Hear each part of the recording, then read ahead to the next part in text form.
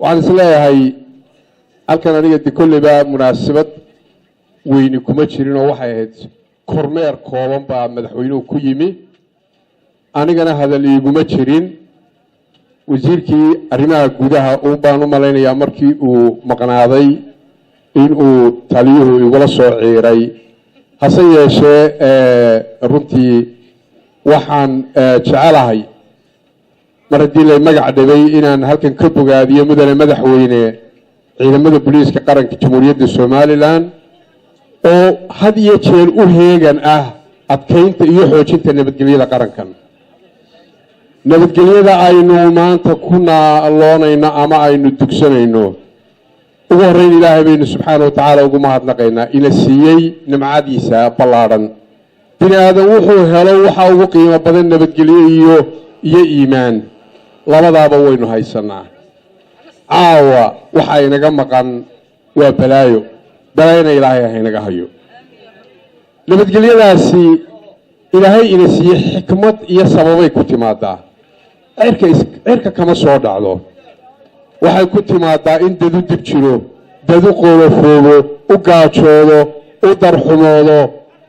waxaa gallada labaad ilaahay ka sokowna leh dadka ammaankaa ka shaqeeya habeen iyo maalin waa ciidamadeenna amniga suga hadday tahay ciidamada qaranka iyo hadday tahay ciidamada booliiska dhammaan ciidamada jamhuuriyadda somalilan waa bogaadinaynaa waxaanu ku bogaadinaynaa sida ay waajibaadka iyo mas-uuliyadda saaran ay u gutaan waxaanu ku bogaadinaynaa daacadnimadooda iyo dadaalkooda waxaanu ku dardaaraynaa inay halkaa dadaalka ka sii wadaan oo ay qarankooda habeen iyo maalinba u shaqeeyaan waxaanu leenahay ilaahay baa ajar ka helaysaan markaad qaranka waajibkiisa sida mas-uuliyaddaadu tahay aada u gudato ajar baad helaysaa ammaanta iyo muxuu ahaayey ujuurada yare qofku qaranka ugu shaqeeya waa wax yar laakiin ajar buu helaa ilaahayna mushqaayad buu ka helaa waxa weeye arrintaa waxaan leenahay ciidamada qaranka niyaddiina wanaajiya oo ajar niyeeya intaa marka laga yimaado waxaanu leenahay shacbiga somalilan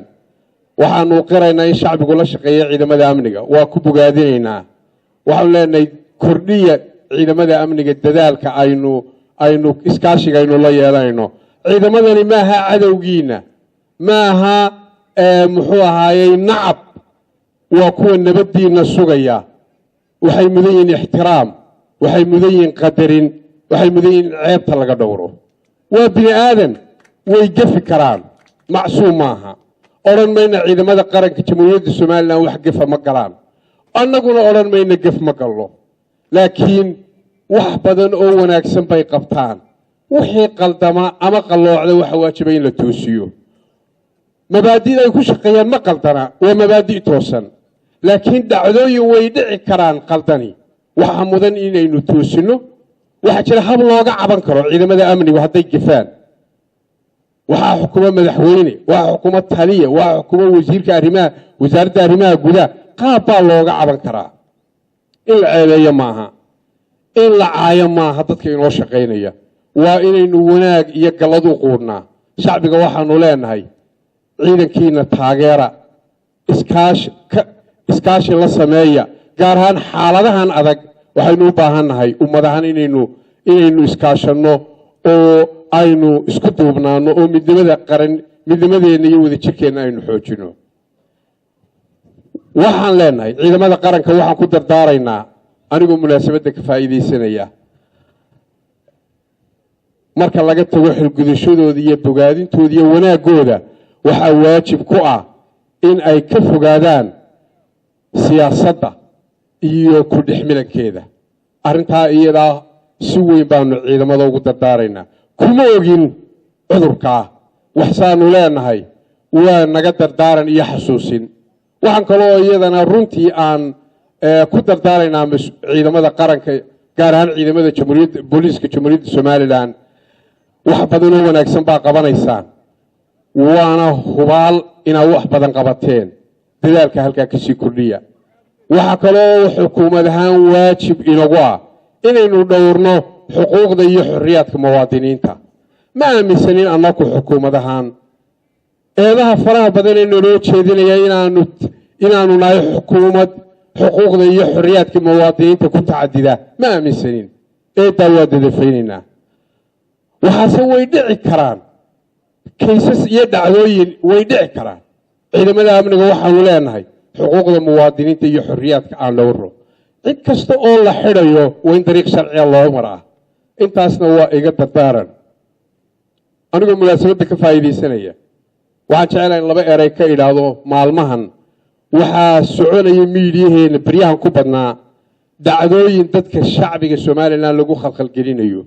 warar laysla dhex marayo tilmaamaya in dadka la dhacayo in dadka lagala baxayo kelyaha iyo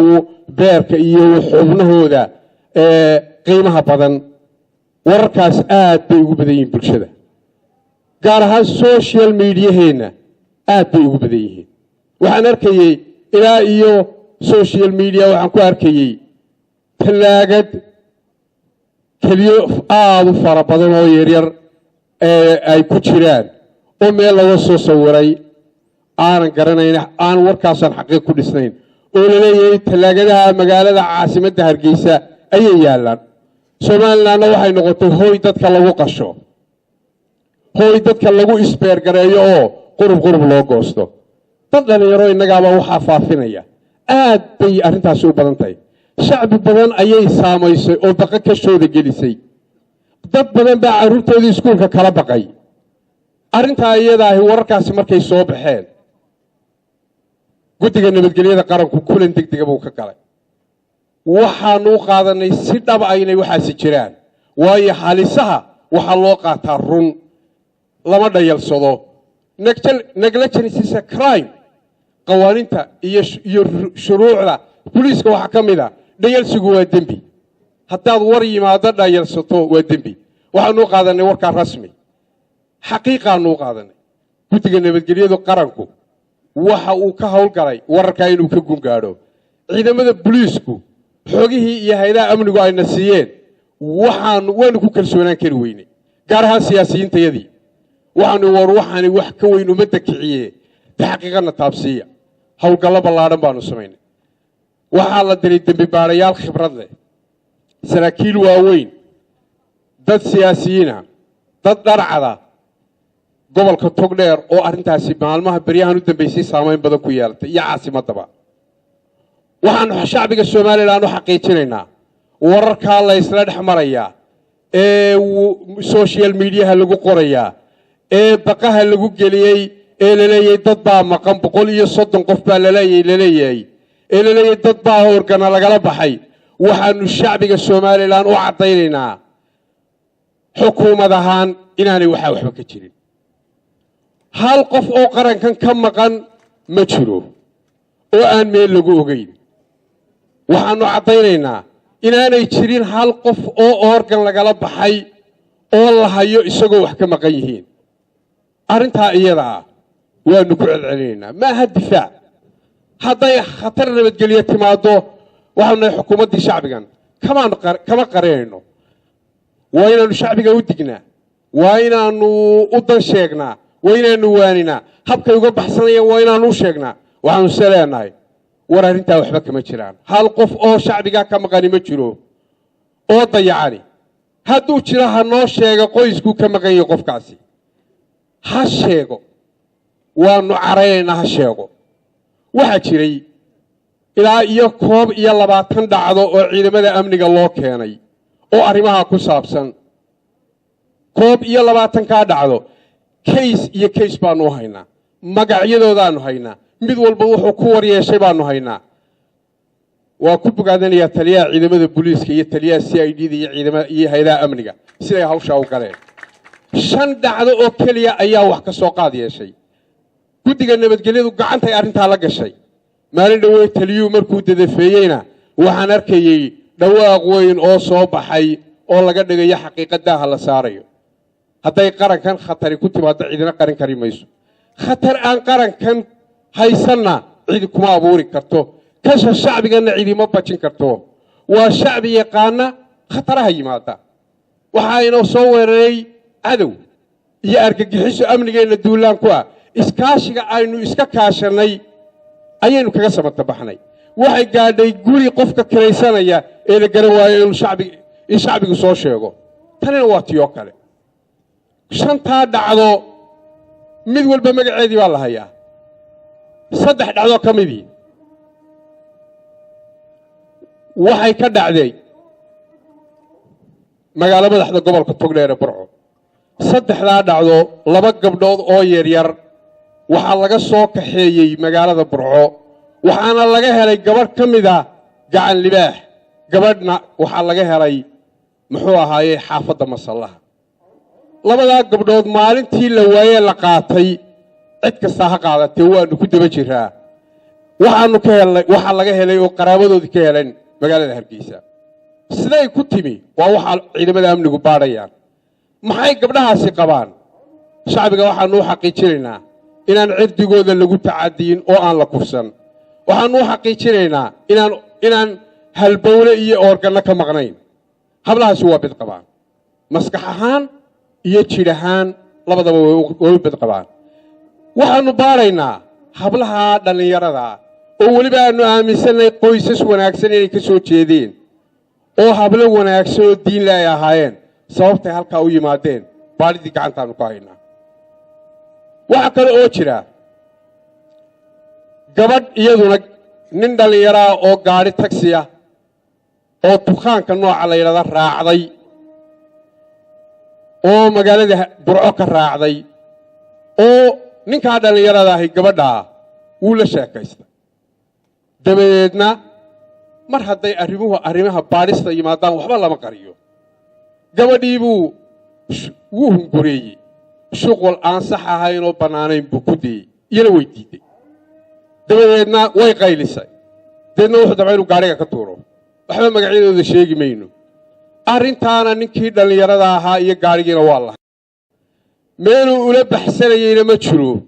waa nin uun isku dayay gabadha inuu shukaansado oo waxa sharci ahayn weydiiyo waxa laga soo qaaday nin gabadha la baxsanayo cunayo wax kala baxay arrintaasina waa dhacdada saddexaad dhacdada afraad waxa weeye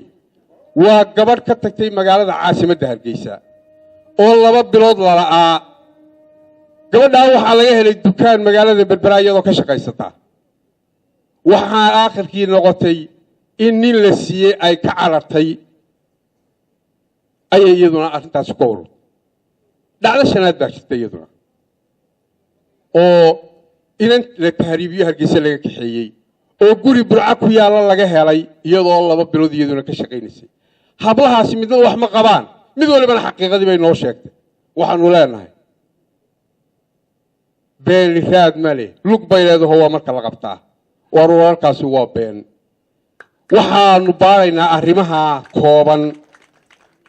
ma jiraan dad ajnabiya oo guryo u samaysay inay isbeer baal dadkeena ku sameeyaan waxaanu leenahay shacbigeena yaan shisheeyahana laynagu dirin innagana yaan baqalayna gelin arrintaana intaasaan ka wadhanayaa waxaan jecelahay inaan ku soo dhaweeyo madaxweynaha Jamhuuriyadda Soomaaliland